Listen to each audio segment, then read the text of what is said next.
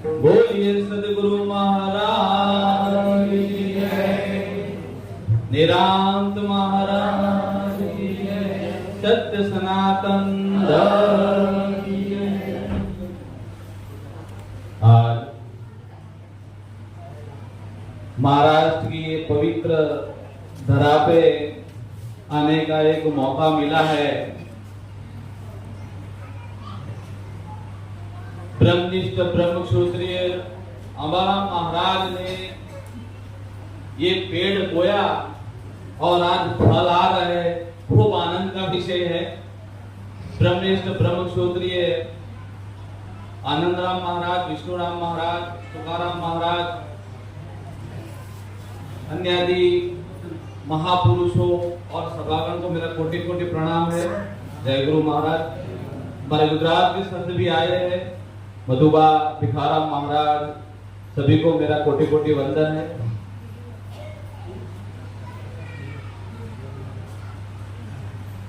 आज सत्संग के अंदर हर आदमी बोलता है कि सत्संग क्या चीज है, क्या गुरु महाराज को सर पे पंजा रखवाने का कारण क्या है, सदगुरु धारण करने से क्या होता है। यहाँ पे हर आदमी सोचता है कि हम परमात्मा भगवान की पूजा करते हैं, देवी देवता की पूजा करते हैं, पाठ करते हैं, आरती करते हैं, सब कुछ करते हैं, हमारे पास पैसा मिलकर बच्चे सब कुछ है, तो क्या जरूरत है सदगुरु के पास जाने की। तो कुछ तो कारण होगा। भगवान श्री कृष्ण पर सदगुरु धारण किया, रामचंद्र जी ने पर सदगुरु को धारण किया, जो देहधारी साकार परमात्मा सबको सदगुरु धारण किया हुआ है। तो सदगुरु क्यों धारण करना है, कोई वजह तो होगी उसकी। भगवान श्री कृष्ण ने अर्जुन जी को बताया, हे अर्जुन जी, इस पृथ्वी पे सारी मानव जाति, सारे प्राणी तीन प्रकार से मुझे प्राप्त करने की मेहनत कर रहे हैं। कोई कर्म उपासना से कर रहा है, तो कोई भक्ति मार्ग से कर रहा है, तो कोई ज्ञान मार्ग है। तीनों मार्ग से मुझे पाने के लिए सब मेहनत चल रही है। भगवान ने अर्जुन ने पूछा कि परमात्मा भक्ति मार्ग क्या है, ज्ञान मार्ग क्या है और ये उपासना मार्ग क्या है। उपासना मार्ग के अंदर लोग उपवास करते हैं, व्रत करते, जप करते हैं, हवन करते हैं, होम करते हैं। उपासना मार्ग से परमात्मा को प्राप्त करने की मेहनत करते हैं। भगवान बोलता है उसमें थोड़ा समय लगता है क्योंकि थोड़ी दूरी पड़ जाती है। दूसरा मार्ग उन्होंने बताया भक्ति का मार्ग। भक्ति का मार्ग क्या है? भक्ति के मार्ग के अंदर एक परमात्मा को धारण करके वो खुद सेवक बन जाता है, और एक परमात्मा सत्य जिसकी मैं सेवा करता हूँ, उसके अलावा कोई नहीं है। तो धारणा रख के परमात्मा की सेवा करके भक्ति मार्ग से खुद को पाने की मेहनत करता है। और भगवान ने कहा, हे अर्जुन जी, सबसे प्यारा हो तो मेरा ज्ञान मार्ग है। ज्ञान मार्ग तुरंत खुद की स्वस्वरूप का भान करा देता है। अभी आप सबको मैं ये बताऊं कि लोग बोलते हैं हम उसको पहचानते, उसको पहचानते, हम बोलते हैं तुम तुम्हें नहीं पहचानते। कितने मेहनत कर लो, बोले तुम तुम्हें पहचानते हो, बोले हाँ मेरा नाम भगवान दास है। अब आप भगवान दास किसको बोलते हो उस पर फोकस किया जाए। आप भगवान दास किसको बोलते हो उस पर ध्यान दिया जाए। अगर तुम यहाँ हाथ लगाओ, मेरे बोले ये भगवान दास, मैं बोलो तो हाथ है। आप बोलो ये भगवान दास है, मैं बोलो तो पैर है। आप बोलो ये भगवान दास, तो मैं बोलो तो सर है। ये बोलो ये भगवान दास, मैं बोलो तो जीवा है, ये सीना है। क्या कहाँ है भगवान दास? ये सब लोग मेहनत करने के बाद सब थक चुके, तो पहाड़ों में गए, ऋषि मुनियों के पास गए, वहां जाके बोले हमें तो परमात्मा बाहर दिखता नहीं, कहीं दूसरी जगह बताओ। ऋषि मुनियों ने बताया भीतर में देखो, अंदर परमात्मा है। लोगों अंदर मेहनत करना चालू कर दिया। डॉक्टर ने दूरबीन डाल के अंदर देखा, आंखें है, हृदय है, फेफड़े है, मांस है, मिट्टी है, रुधिर है, सब कुछ मिला, पर परमात्मा मिला क्यों नहीं मिलता? अंदर मिलता नहीं, बाहर दिखता नहीं, तो है कहां पे? एक बात ध्यान से रखना, जिसने मुंबई देखी है, मुंबई की गली गली बताएगा। जिसने मुंबई देखी नहीं और तुम्हारे सामने बोले चलो मुंबई घुमा के लाता हूं, ये मलाड से वापस घुमा के लाएगा और आपको लगेगा मुंबई दिखा दी। जो आदमी जहां का ध्यान रखता है, जहां का पता है, पूरा देखा हुआ, वो आदमी इस जगह ले जा सकता है और दिखा सकता है।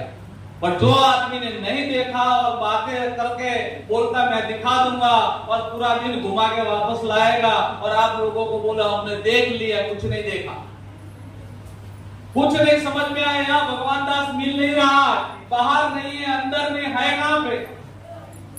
पूरा विश्व ढूंढता है, हर आदमी बोलता है परमात्मा को मिलना है, परमात्मा को मिलना। मेरा तो एक ही प्रश्न है, परमात्मा को क्यों मिलना है?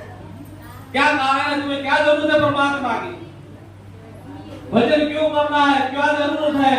लोग बोलते हमें इसीलिए करना हमें मोक्ष मिल जाए, हमें मोक्ष मिल जाएगा।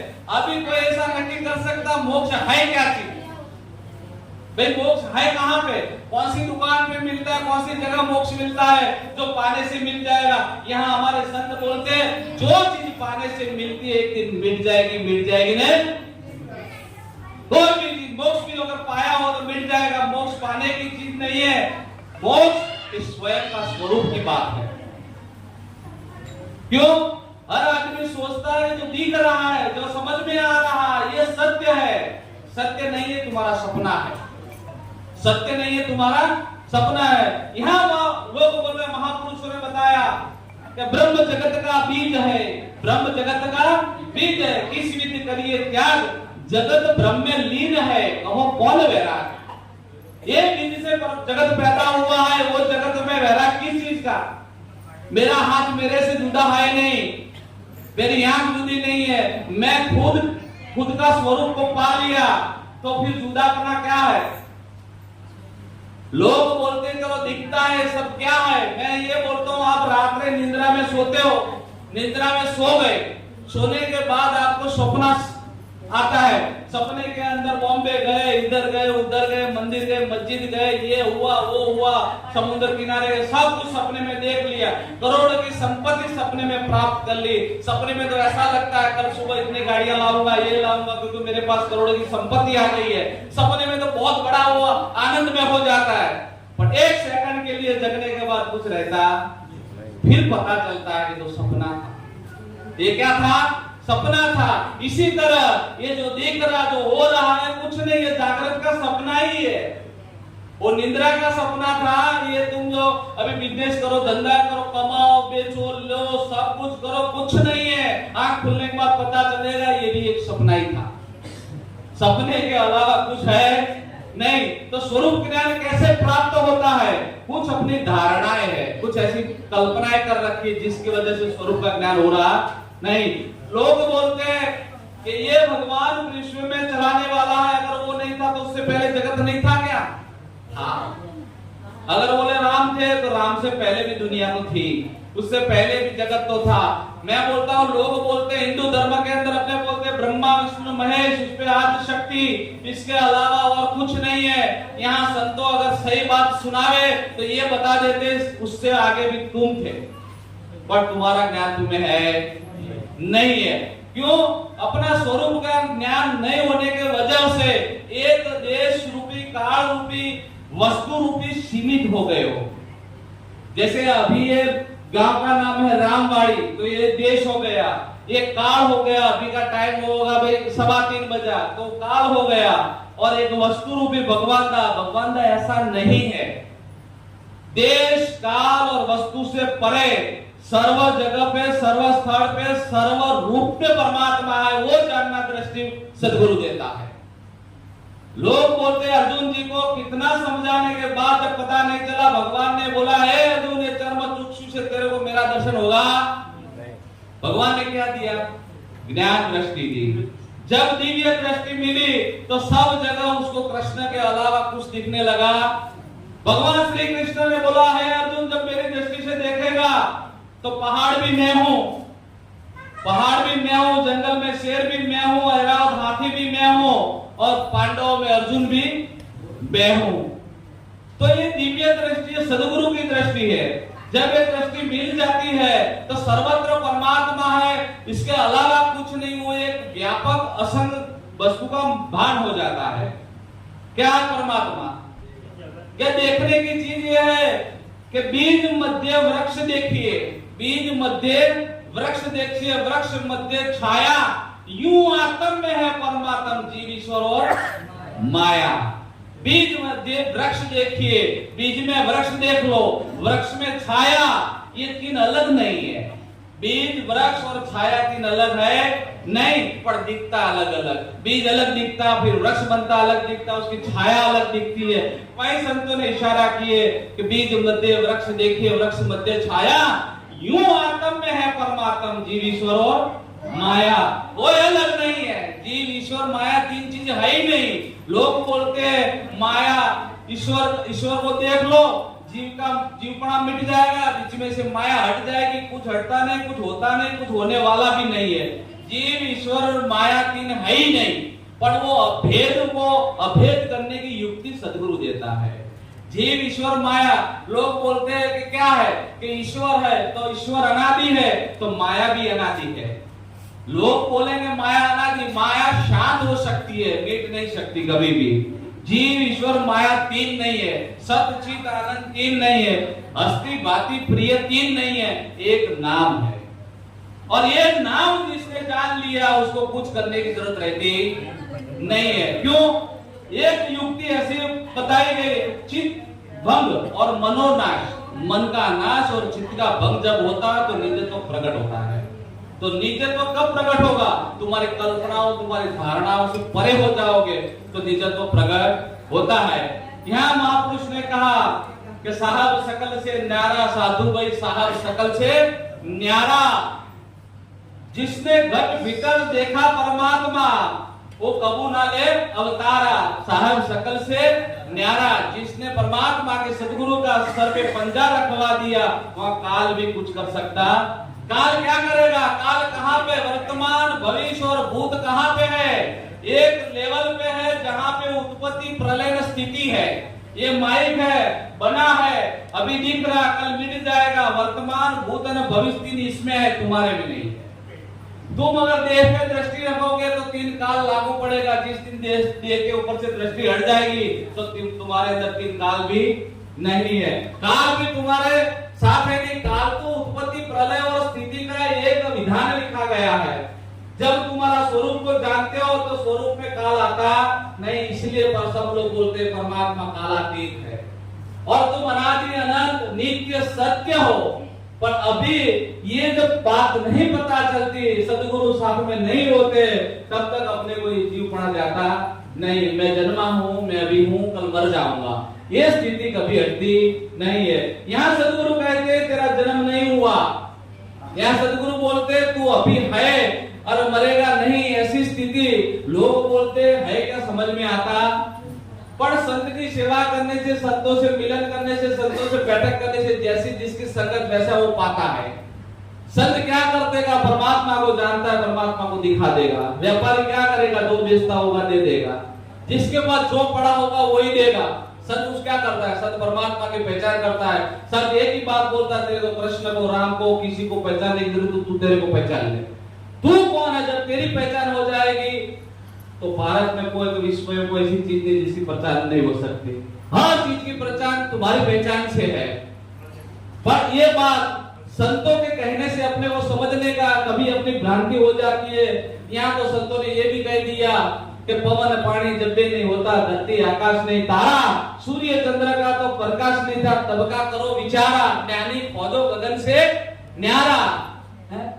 ये सब कुछ नहीं था तो क्या था? एक दिन धरती नहीं थी, एक दिन आकाश नहीं था, पवन नहीं था, पानी नहीं था, तब क्या था?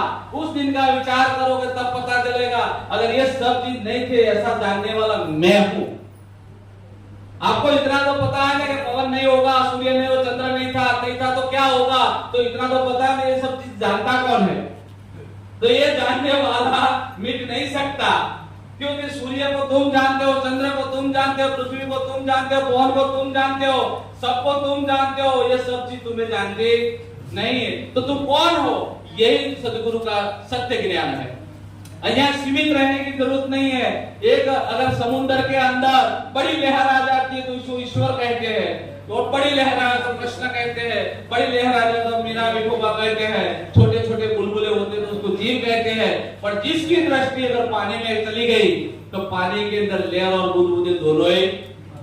यहाँ जब स्वयं स्वरूप का पता चल जाता तो ईश्वर माया जीव कुछ रहता नहीं है, खाली पानी रहता। पानी के अंदर कितनी बड़ी लहर आ जावे, पानी में कितने बुदबुदे हो जावे, कोई पानी देखने वाले को कुछ समस्या होती नहीं है, क्योंकि इसने पानी देख लिया।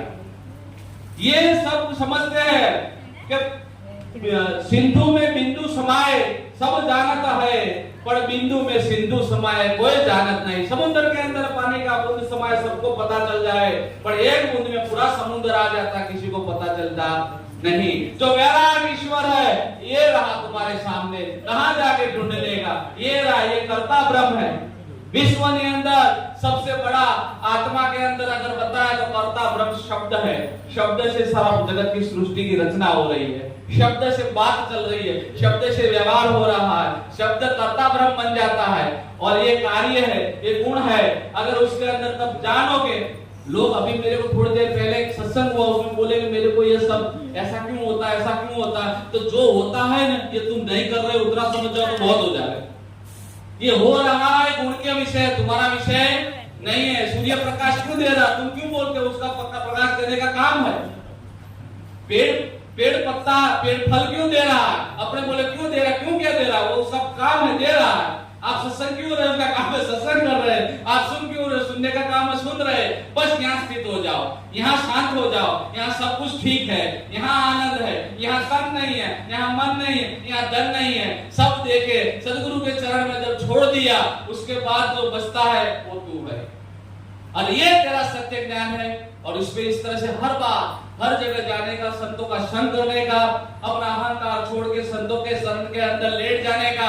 इतना कर जैसे बच्चा माँ के सामने कैसा लेटता है, अच्छी तरह से दूध पिला देती है, एक ही कारण है लेटना पड़ता है। ऐसे लेट जाओ संतों के साथ, ईश्वर का रस पिलाएगा ना।